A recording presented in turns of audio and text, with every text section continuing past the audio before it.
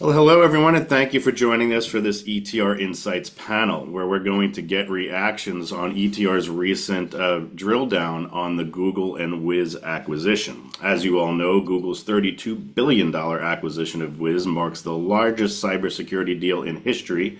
It is clearly a bold move in a race to secure the multi-cloud and AI era.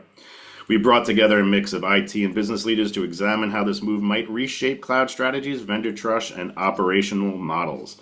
I'll guide us through a set of key questions and leave time for open remarks for our experts near the end. So without further ado, let's meet our esteemed IT decision maker panelists from our ETR community. Today we have Glenn, a senior director of IT architecture for a large financial services company, Dan, a VP of engineering for a large technology company, Omer, the head of privacy engineering for a large medtech devices company, and lastly, Pavel, head of a cloud operations for a large financial services company. Gentlemen, thank you all for taking time out of your busy schedule and for continuing to support ETR. We greatly appreciate it. So these panelists all have decades of IT and security leadership experience between them and long-term members of our community. I'm really looking forward to the conversation, but before we do, I must make a regulatory statement, which is we will be recording today's event. The intent of this event is for it to be an open discussion of differing views and opinions without disclosing any material, confidential, or non-public information. Furthermore, and most importantly, the opinions shared and discussed here today are our own and not necessarily those of any past or present employers. So with that out of the way, gentlemen, thank you very much for joining us. I'm going to pull up ETR's recent drill down survey about this acquisition. And we are going to just kind of first, as a backdrop, just going to ask everybody, if you don't mind, I'm going to go through an order that's listed on my screen. If you could just do a quick introduction to yourself and maybe start at a high level. Tell us about your stack. Are you multi-cloud? Do you have involvement with Google Wiz separately? Pretty much just, where your environment stands right now as it pertains to this particular acquisition. So I'm just going to go in order. Dan, if you don't mind starting us off this today. Yeah, so our stack, we're primarily a single cloud, although we do have a little bit. So we're not in Google Cloud. We're mostly in AWS. We have a little bit of Azure. We do use Wiz today across both clouds that we use, but again, we're primarily AWS. Should I pause right there or keep going? No, that's great. That because it's interesting now. I know I can ask you, sir, about this as like, okay, I was a core Wiz customer, and now all of a sudden this has happened. So I think it's just nice to know, where everyone Yeah. stands on that. So we'll get Okay. into more details in a bit. So I'm going to Okay. continue down the list. Omer, your turn, sir. Awesome. I feel like Dan took my answer. So almost in the same boat. So we are 90 to 95% AWS. We have some self-hosting also. So that's on-prem based on regulations on the medical side. And finally, we have some mix of Azure and a very small GCP mixture just for the North America part. On top of that, we do use Wiz, and we use some competitors that have similar flavors and offerings, but not exactly what Wiz does. I appreciate it very much. Thank you. And Pavel, am I pronouncing your name correctly? Yes, that's okay. That's exactly right. Hey, You feel free to correct me. yeah, no worries, no worries. I'm not precious about it. Okay. Absolutely. We have a similar setup, which is a little bit of surprise because I thought that some markets are like Azure heavy, and we are again mostly on AWS, 90% maybe, a little bit of Azure for let's say colleague IT, if I can call it this way, Mhm. but mostly like client-facing applications and all of that workloads, AWS hosted. We don't have GCP. We are consumers of clients of Wiz, and we use that for both clouds. I don't think we use it on-prem. We are migrating right now services to the cloud, AWS mostly. Excellent. Um, Appreciate that very much, sir. And Glenn, I'm going to follow up with you, sir, if you don't mind giving us a quick introduction onto your stack as well. Yeah, absolutely. Let me put it this way. We are a multi-cloud hybrid type of company or set of companies that we have as part of the umbrella. We are, let's do the breakdown. We are AWS around 60%, Azure around 30%, GCP around 10%. But of course, we have a lot of data center presence and co-location type of facilities. So really, truly multi-cloud hybrid type of environment. And we are with users as well. We have it and using them before for meeting our clouds. And of course, there is a lot of other security tools, as somebody else mentioned, that we have that some of them are adjacent or some of them are complementary to try to do the data security posture management, cloud security posture management. All these alphabet soup that Gartner loves to create, we have other tools as well because we want to have the full coverage for all the different environments. So that's pretty much how we have our footprint. Excellent. I appreciate it very much. So now that we have the backdrop, I'm going to start off with just why, or most likely why, all of you were Wiz users and clients prior to the acquisition. What we're looking at here is basically just the feature set. And, pretty much across the board, when I've been talking to clients of Wiz, there's a very strong praise across across their entire stack. People love them for comprehensive visibility across all environments. They love the real-time vulnerability detection. They love the fact that it's agentless, so it's very lightweight but robust. It has quick deployment models. Obviously, just the ease of integration stands out as well. So this is just a group of you and your peers saying what we actually think about the product, and then we go a little bit further down again and say, okay, which of these different areas do they like? You could see here at agentless, the agentless deployment was rated as excellent by over 50%, and also the cloud agnostic and the comprehensive visibility across all resources. So very high ratings here. I just want to take a second maybe and think about even leading up to this acquisition or either prior to it. What was your experience with Wiz? Do you agree with these statements? What do you think their strengths are? So again, I'm going to go straight down the column. Dan, to you. Yeah, agentless deployment is a big deal for us. Whenever we've had to take out a product, there's always that last, to get to remove an agent is very much a real pain, or to make changes or to push that agent out. So agentless deployment is great for us. Cloud agnostic and multi-cloud support. Yes, we do use multi-cloud, but not to really, it's like 98% one cloud, 2% the other. So that's not as important for us. Comprehensive visibility across cloud resources is great. So that's good for us. Integration with other tools is really good. Accuracy of what they report. I don't know if that's really a category here, but we find it works really well. I appreciate that greatly. So I would say it's fair to say that you were just so far very pleased with the relationship leading up to this. Yes. Excellent. Yes. I appreciate it. And Omer, to you, sir. Yeah, so similar praise as basically all the industry experts are giving. So the tool, where it performs well, it performs great. I've had a background in security engineering for the longest time, and then moving into privacy engineering, we were lacking tools with this level of insight. And just with his capability for scanning AWS for us, and looking at the infrastructure and giving details about data retention periods being set up and so on and so forth, was a huge plus for us. So not only was the security team super happy where I'm at right now, but also the privacy team was like, we didn't know these insights could be taken out. Yeah. And also, I think agentless was a huge benefit for us. And that's one of the concerns that we might discuss later on. Yes, certainly. It's interesting that it's like they scan everything. There's something for everyone in there, right? There's something for your compliance and reporting team. There's something for your DevSecOps. Yep. There's something. They even scan where your identity access management vulnerabilities might be across different resources. It's such a robust offering that there's something there for every role and every title. Yeah, I do believe there's some restrictions which are still bypassable, like the 20 gig file skimming. So when you have an S3 or something, it does the top 20 gigs and then leaves the rest. But again, if there's a pattern to be found, I'm fairly confident it will be found in the first 20 gigs. So I think it's a good decision on their side to make it lightweight by that. Excellent. I appreciate it. Now, Pavel, to you, sir, what was your experience with Wiz up to this date? Yeah. I mean, like my colleagues, pretty much great experience. The tool is pretty reliable. There was no, ever any hiccup in the performance or in the, user experience and sort of that. And as you mentioned, for me, like being close to the DevOps and cloud operations, I usually also as a CMDB, for example, like the inventory of things. So I know when, I don't know, new secret is being submitted or created in some of our various accounts. We have, I don't know, a couple of hundreds of AWS accounts that we are scanning with this tool, so I can do the inventory.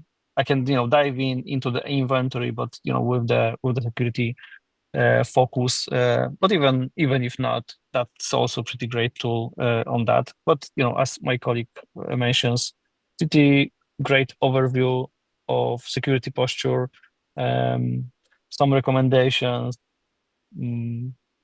Yeah, pretty happy with the tool. And even though we are using it, we are using that mostly for AWS.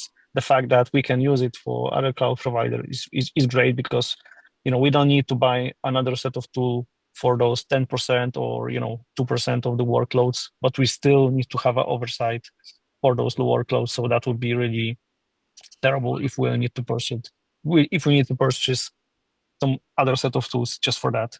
Yeah, we'll get into that in a minute, but it certainly will be messy if all of a sudden the trust is broken and we have to look out other places. Real quickly, I'm just going to show, this is across our preliminary July 2025 TSIS data set. We'll be closing this right before the 4th of July. Wiz stands out as one of the highest momentum in spend. The only one higher right now is Microsoft, which is always hidden up in the top right.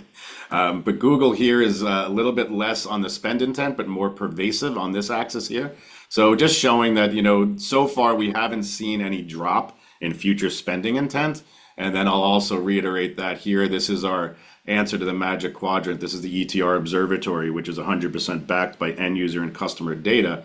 And Wiz has the highest momentum, and that's going to include spending intent and usage. So right now we have yet to see, this just got published this week. So this is brand new information. It was only a few days old. So as of right now, there certainly does not seem to be any impact that we're seeing in the forward-looking data on overall product and efficacy. So Glenn, I'm going to ask you to take us on home. Maybe you could give us a report card or your thoughts on how Wiz has been performing for you up to date. Well, I'm not going to be going to the same topics that everybody. I will say it, we are happy, and that was one of the reasons that we onboarding then for the multi-cloud, the agentless type of component. When you are talking about a lot of infrastructure and a lot of different accounts that you need to go in and monitoring, having the agentless is something that is pure gold, let's call it that way, because I reduce the friction that we have to do, even from an onboarding or offboarding perspective, if we want to go in and migrate. So all those areas are really great. Something that I mentioned before is we are using other products as well to supplement and augment really the data that we are getting from Wiz. More really when we are talking about container type of scanning and security pieces, or other one, being a financial institution, data security is something that is in the top of the mind. So we have Orca, we have Aqua, other products that they are doing some supplemented components from that piece. So that's the only piece, but pretty happy and based on your comments that you mentioned that, yeah, we are still holding and waiting. Probably that's our next conversation, holding and waiting to see how all this acquisition is going to be evolving, to see if we have to react or not based on the roadmap and everything. But as it is, from a satisfaction perspective, it's hitting all the areas that we needed. Excellent. You said you didn't want to repeat yourself, and I do appreciate that. So I'm going to stay with you, Glenn, and we'll go back up the chart here. I'm sorry, the name list that I have in front of me. And let's get into the meat of the matter here, and that's about your initial reactions, and then we can get also into maybe some of the concerns. So what we're seeing here is there was certainly mixed sentiment in our early survey. So nearly half, about 46% of the respondents are somewhat confident that Google will retain the Wiz product qualities post-acquisition. However, 32% express doubt of that. So 46 to 32. It's kind of more evenly split than I would have expected. The concerns generally focus on the potential loss of multi-cloud neutrality, diminished direct customer support, risk of increased vendor lock-in and pricing due to deeper Google integration. And there's a series of other risks as well, specifically around the data handling. But this is the initial reaction that people had. The red obviously is negative and the green is positive. Only 13 to 12% said they were extremely or very positive about the acquisition. The majority of them were in the somewhat or more neutral range. So I just want to kind of get all of you. You were all users when this came out. First of all, we weren't shocked by it, right? They turned down an offer just 10 months prior for less money. So I think we already knew there was an integration there. There was a partnership there. So Glenn, let's just start there. What's your reaction to this as a customer? Yeah, as I mentioned, I'm waiting, and we are waiting actually and holding to see what is the roadmap and how they are gonna be actually managing this piece. Of course, there are two different biggest concerns that we have in this perspective. One is the multi-cloud support that we had seen histories and histories around other acquisitions, and the most concerning one, which is the top satisfaction from everybody, is the agentless type of components. Google historically has been more an agent-based type of approach from that perspective instead of the agentless type of approach. And that's something that can shift a lot around how we are perceiving this product. Cloud gravity is something that is want to be doing. I can give you one example. Why we are using Google right now? We are using Google right now because we are an RPG shop. And RPG, the latest change from a Google perspective is you need to have a Google account in order to run the control plane from an RPG perspective. There is no more on-premises type of support from that piece.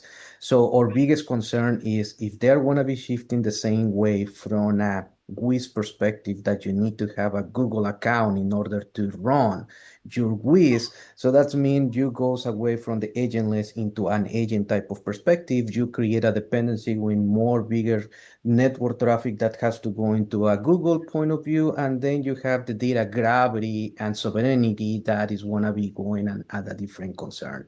So holding pattern. But all those are really the main points that we are looking forward and evaluating to consider how we are going to be moving forward from this. I appreciate that. And majority of people are also in a waiting pattern. I was going to bring this up in a little bit, but most people are saying that they're just monitoring the situation. No plan changes yet. Some people are exploring other POCs, but for the majority of people are in a wait and see holding pattern for right now. So I was just going to bring that up a little bit as well. I really appreciate that. Pavel, to you, sir, what was your reaction to the news?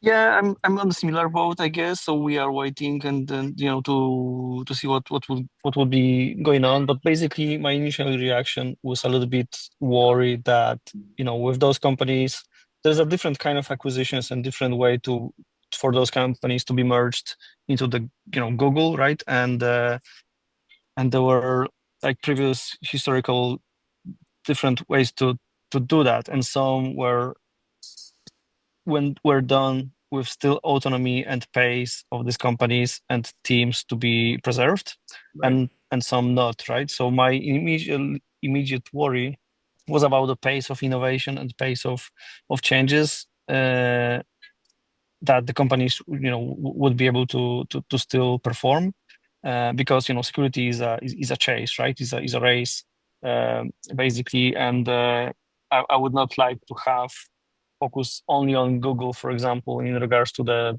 integrations, or easiness of integration with the GCP would be might be somehow different to the Azure and all of that, because we know, for example, that Kubernetes operates differently on the AWS and on GCP. So that was one of the things. Yeah, that's a great point. So this particular data viz chart that I'm showing you doesn't have the write in, but when you gentlemen took the survey, you had the option to write in a comment, and the majority of those comments was around this is could impact the pace of innovation. Wiz has been known for a rapid innovation cycle, and that culture is obviously of concern once you go to a bigger ecosystem like Google. So I am very glad you brought up that point. Thank you. Omer, to you, sir. What's your reaction on the news? How you feel about this going forward? Yeah, so similar reactions to the folks prior to me, but I'll try to keep it a bit more original. So there's also some privacy and data governance concerns from our side. Yes. So we do believe that there's going to be telemetry that's going from non-Google Cloud into Google Cloud, and they'll be using that whichever way that they do want to. Now, is it a big concern for us as a company, or is it a big concern for the cloud providers that we're using? That's still TBD. As you mentioned, we're medical technology, so we do deal with a lot of HIPAA data that is being scanned, and we usually try to keep all the vendors hands off from that. So we make them sign BAAs and so on and so forth. And with the ever-growing complexity of the integrations, it sometimes becomes harder. So this takes me back to the agentless infrastructure that Wiz currently has. It makes things easy, reliable, super quick to set up, and just move forward with any innovation that we're doing in-house. Becoming agent-based, I think they'll push it towards some of the competitors that are out there, which sometimes also siphon some of the data from our side of the database back to their system so they could do better analysis over there.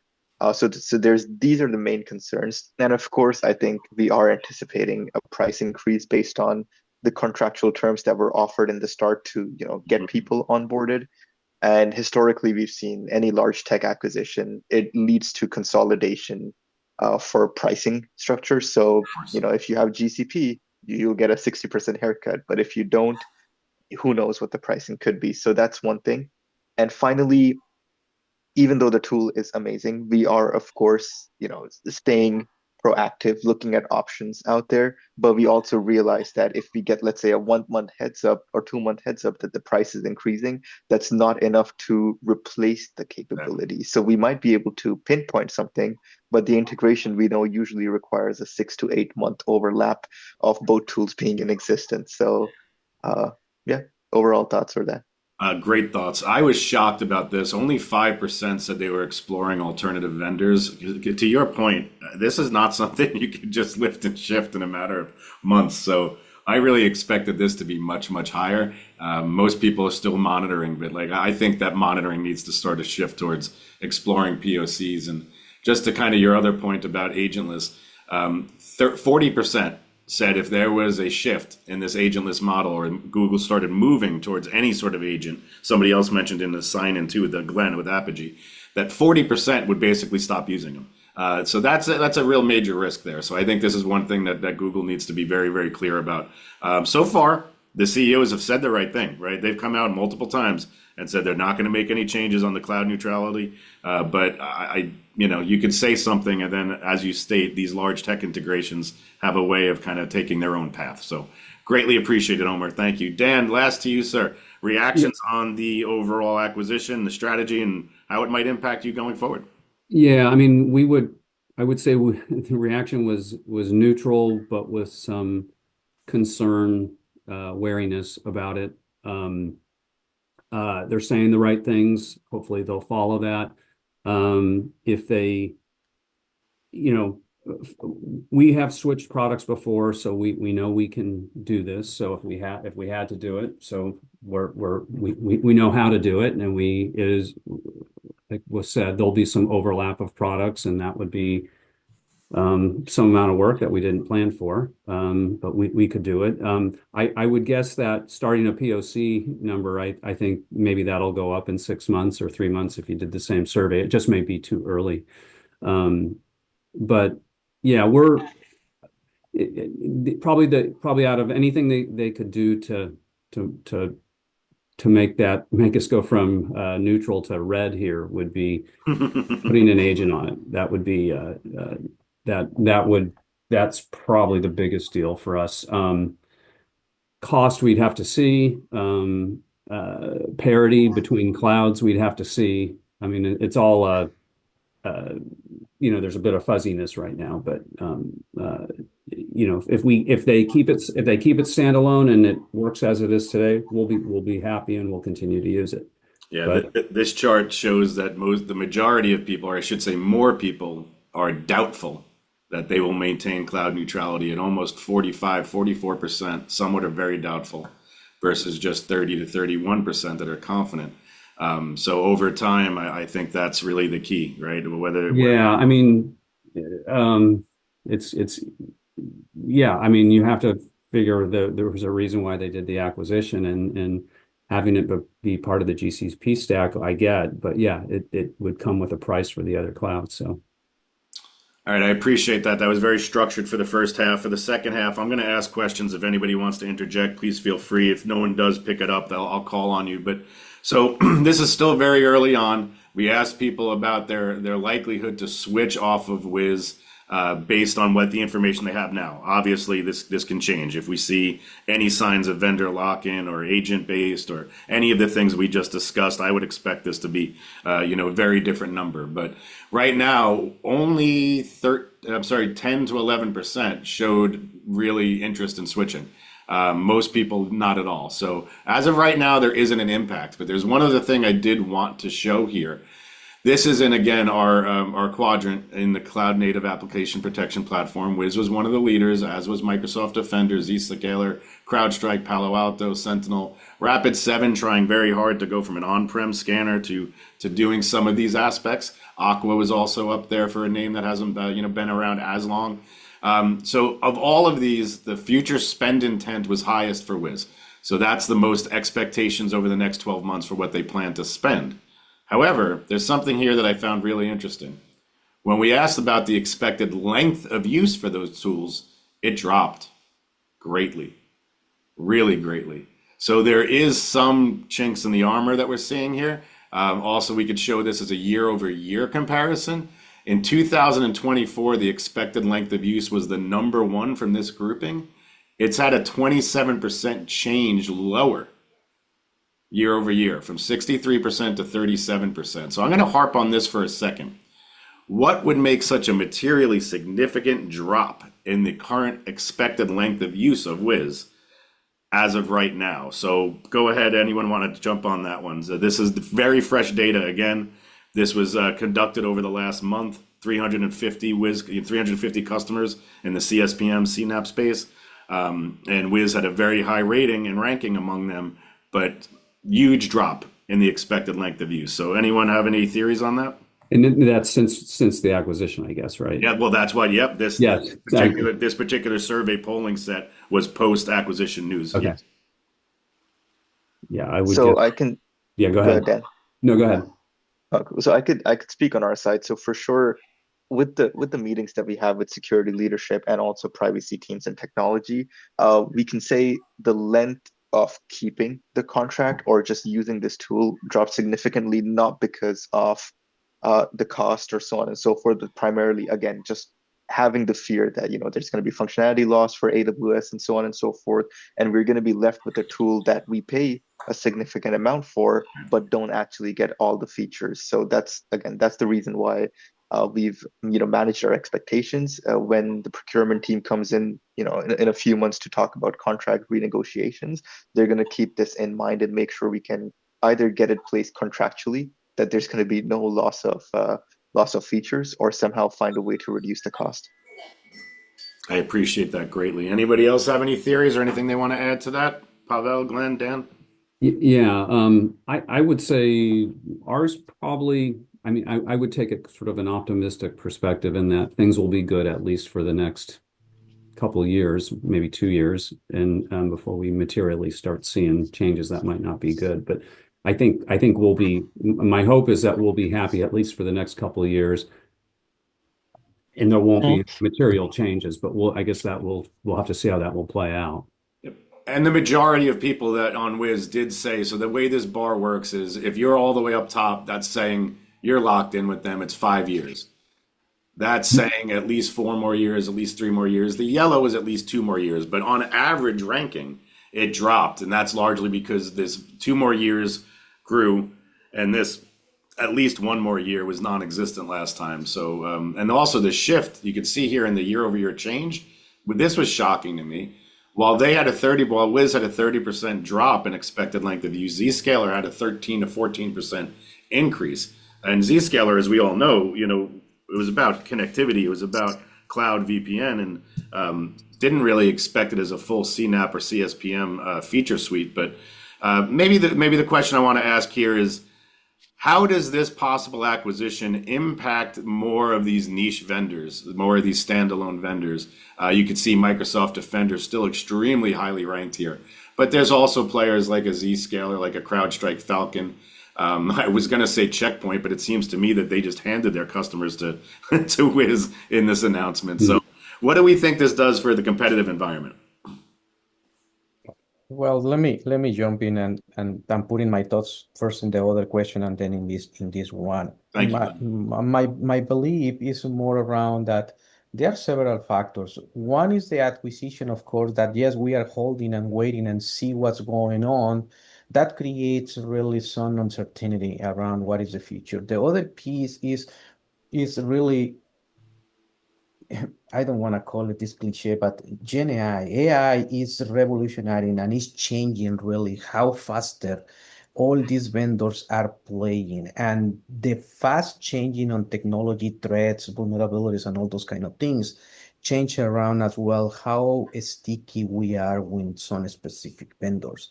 And in my mind, plays this position, and I play this movie. If Defender, for example, from Microsoft has been doing really great job in the past 2 years. And I'm surprised that I'm saying that. If you asked me that question 5 years ago, I will say no way.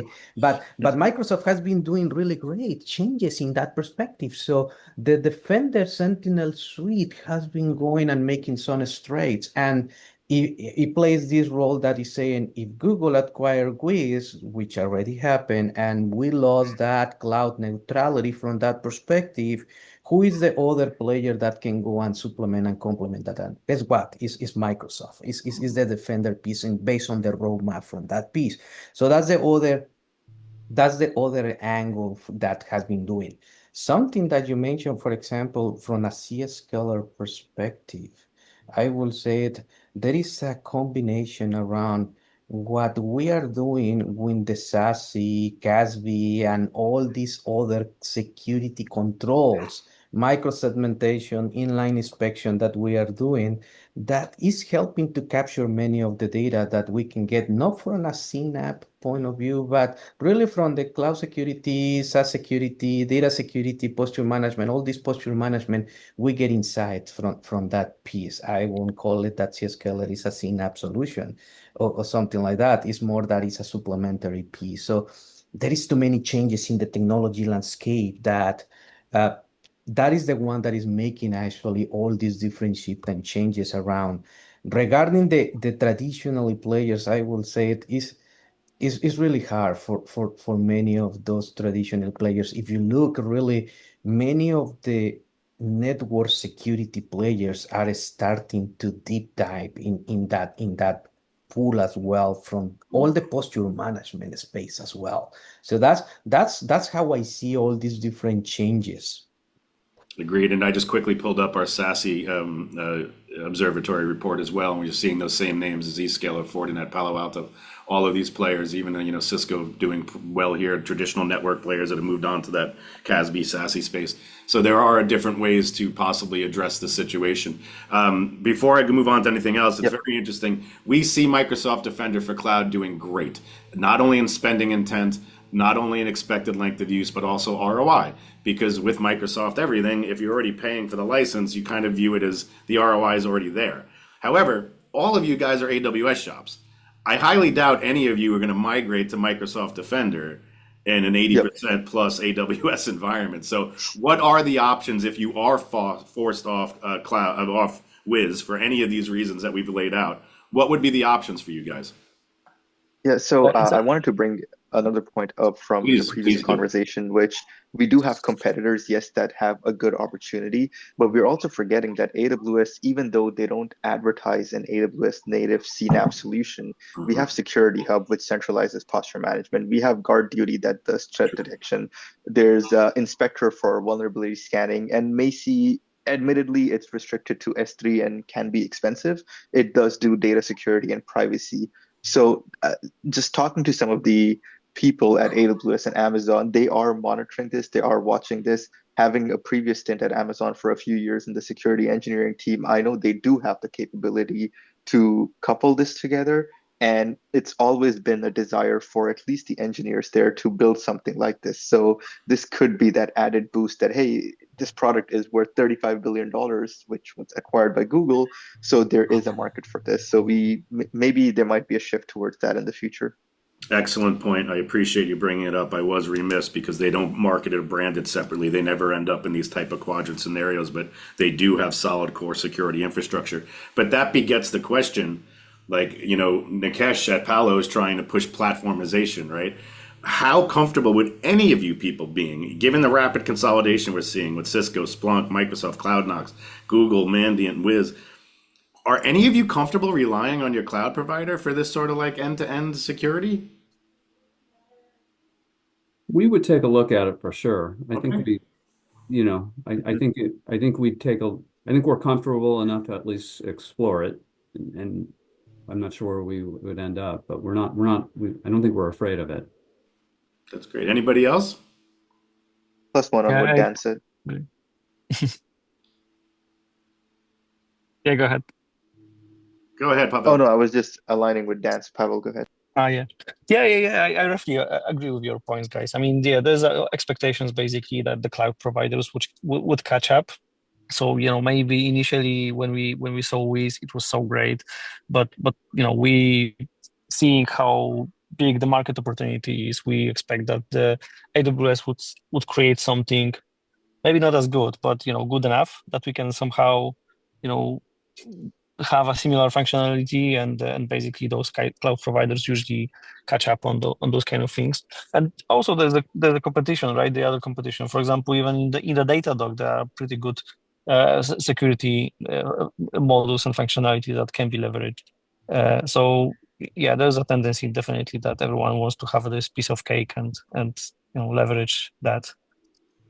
Yeah, there's different ways approach to it too. One name that hasn't been brought up at all that I was a little bit surprised so far is CrowdStrike Falcon. They're expanding obviously from just endpoint XDR to this sort of multi-infrastructure security layout. But I don't want to lead anyone there. I was just sort of surprised that one hasn't come out. Just so going back to that point of, are there any other vendors emerging that you think might be well positioned if this acquisition goes through, right? We still have Department of Justice and EU to get through, and the FTC. But if it goes through and we start to see any kind of, nefarious movements from Google in their handling of Wiz, I would expect to see a reduction in the overall workflow and future spend with Wiz. So I guess I'm just really trying to figure out where that customer demand and customer dollars would go to. Well, let me jump in that. I will say, as I mentioned, we already are using other two vendors, Aqua and Orca Security. Mm-hmm. So I will say probably people will be start looking more formally in those two different vendors, at least to get the CNAPP and cloud-agnostic type of components. So those are the pieces. When we are talking about mentioning your comment around that you are surprised that nobody mentioned really CrowdStrike, for example, from a Falcon perspective, I will say it in my mind there is always two big barriers there. One, and the biggest one, is the price. Is really expensive product. It's really expensive. Yeah. Second one is against the top thing that we love from a Wiz perspective, the agent-based type of components. Mm-hmm. So I will say those are the two big barriers. Pricing perspective, which is something that we don't consider as a first position, but really the agent-based type of component when we are talking about when the CrowdStrike piece, that's the biggest barrier when you are talking about cloud dynamic type of infrastructure. I do appreciate that. I've also heard that about Palo Alto. So their Prisma Cloud, Cortex Cloud, that because it's not agentless, sometimes it doesn't even get a POC. So that was a good point to call out, Glenn. Anyone else have any commentary or thoughts around the overall maybe standalone or niche vendors outside of the big cloud providers and who might be standing to be best prospect? And it's interesting you brought up Orca. They also recently scooped up Lacework, which we know did a terrible job handling and managing their business and their money, but actually had some really good technology under the scenes. So Orca is now combined with that as well, Glenn. So you're definitely getting some good technology on that side. Again, anyone else have any commentary to add on competition or potential upstart vendors that could take share if things go wrong? Possibly SentinelOne might be somebody, this is all a big if, but I think they may be somebody we would look at as well. Yeah, and they just made a recent acquisition as well of PingSafe, and they're integrating that pretty well from the few customers I've heard and spoken about. So, all right, guys, we're reaching about 11:45. I think I'm going to do now is just turn it over to you, kind of for closing thoughts. So, some of the things that I'm thinking about here is it's certainly trying to think about why Google made this acquisition. Do you really believe this is more about catching up to the core security infrastructure that Azure and AWS already offer? Was it about going ahead and buying a rapidly growing, company in Wiz, which is already on tap for $1 billion in ARR? Obviously, that would take 32 years to get the acquisition cost back, but we would expect growth, so I would imagine it won't take a full 30 years. But just sort of in your general thoughts, and as we close out here, two-part question. Do you think this was the right move for the companies, the right move for you as an end user? And what would you give as a message to Google and Wiz going forward that they need to do to keep you as a client? And I'll just go down in order one last time. Dan, if you don't mind, with your closing remarks. Yeah, I guess from a strategic value for Google, it's another way for them to secure the Google infrastructure. So it's sort of needing to have that, check the boxes. It's a good product. So I guess that's how I would see it from their perspective. That from our perspective as a customer, probably would rather it have not happened. Yeah. Given that we don't run in Google. Right. And the recommendation would be don't rock the boat, keep it as is. Ideally run it as a standalone business that's doing well. That's what we'd want to see. Yeah, it's contradictory though, right? And that's where Yes. the immediate concerns are, because if Google did this to provide that infrastructure security, they're also going to want to migrate more people to their infrastructure. Right. And I think that's where the contradictory sentiment lies. So yeah. Agreed. Thank you very much, Dan. Appreciate your time today. Omer, sir, if you don't mind, some closing remarks from you. Yeah, I think it's a great move towards for Google in terms of acquiring Wiz. I think what we're focusing on is current infrastructure, current companies, and so on and so forth. But if we look at reports of startups that are becoming unicorn in the past few years, I think there's a huge amount, especially with AI and so on and so forth coming into place. So I think they're also keeping an eye out on new customers in terms of who would want to get the best feature set. And Google could carve out a good piece of the pie in that case, where they're already offering industry best standards with AI governance coming in. They might introduce some tools around that and basically just go for that. So leaving aside that the companies that are already like us embedded in AWS or Azure and so on and so forth, they're willing to take that risk for that $30 billion price. So I think that's where I'm at. That is an absolutely fantastic point. Yeah, we're so focused on the entrenched enterprise. We're talking to four gentlemen here who work for very large companies, and that's so much of the IT budget spend. But it's a very valid point that Google kind of already lost that enterprise fight a long time ago with Azure and AWS taking the majority of share, and Google's always been viewed as niche, whether it was just in the analytics space. They were always good at MLAI, obviously the founders of Kubernetes, and so they were always niche. They were never going to get the majority of a large enterprise. But this now maybe will allow them to start winning those deals that are coming in the future. That is just a great point, Omer. Thank you. Yep. Thank you. Pavel, sir, any closing thoughts from you? Yeah, I agree that it's definitely a great move for Google. I mean, it's a great product, right? If we just try to name the competitions, we probably would, all of us would give the different kind of competitors, right? There's no clear like 3 in the market or 4 on the market, right? And Google just took the first one, and everyone agreed about this first one, who was the leading company in this space. And I think the security right now is one of the easiest spent, in my opinion, I guess, right? Because companies invest in cybersecurity, and even though the acquisition was on the very high price, I think it would pay out massively in the long term. Also, maybe positioning Google as the one that would be focusing on the security. I mean, we don't know what's their strategy in this field, but they probably have some. From the client side of the things, it's not ideal, of course. We don't know, how the cross sell would be looking like. Maybe they were just embedding some of the functionalities to the Google landscape or Kubernetes one. We don't know that. Making harder for other providers and other technology to integrate with.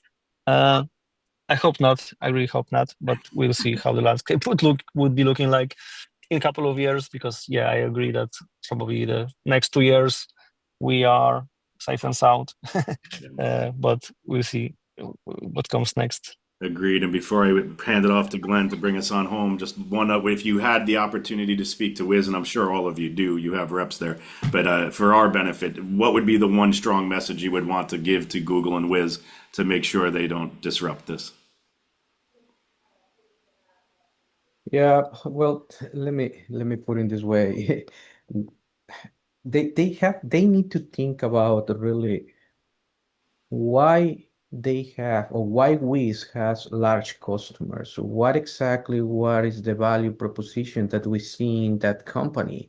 And they need to keep it that way. If they start disrupting, as somebody else mentioned, rocking this boat and start making waves, we are going to be start looking into different options. Technology is moving too fast, and we need to keep actually the agility and innovation that Wiz was presenting from that. Of course, the value prop that Google can go and bring into the table is an unlimited amount of money that they can dump to doing better, actually, research and development pieces from that part. But if they start changing really roadmaps and trajectories, customers are going to be start leaving. So don't rock the boat. Try to keep the trajectory and momentum that the company is bringing and adding the value that a huge enterprise is going to be doing. Of course, it's going to be changes, but let's try to do it as less disrupted perspective from a customer point of view. That will be my advice. Don't mess it up with something that has been successful actually for the past few years. I appreciate it very much. And we launched a brand new public-facing website, etr.ai. And if anybody out there is listening, we made the rare decision to actually unlock and ungate one of our surveys. So if anybody would like to take a look at the full data set and report, analyst written report about Google Wiz acquisition, please come to our website and go ahead and download it for us. And for you guys, I'm not sure you're aware, we launched an AI product series. We always tracked AI going back 2 years at a high level. Now we're not only tracking all metrics about AI versus build versus buy, ROI, value perception, all the other aspects to it, but we're also now tracking the actual agents and features themselves, whether they're embedded or paid for, including some in the security space that we spoke about today here as well, Datadog, CrowdStrike, Sentinel, Palo. So if you guys, as our community members, the foundation of everything ETR does, we adore you. We would do anything for you. If you guys ever need any information, please do not hesitate to reach out to Nick or myself, and we will drop everything to get it for you. ETR would not exist without you guys. So again, thank you greatly for all of your time. Pavel, particularly, I hope you have a wonderful evening. Thanks for staying up for us. And again, we really do appreciate you. Enjoyed the conversation. I hope to do it again soon. Thank you. Thank you. Bye, Thank you guys. so much. Thank you. Bye-bye.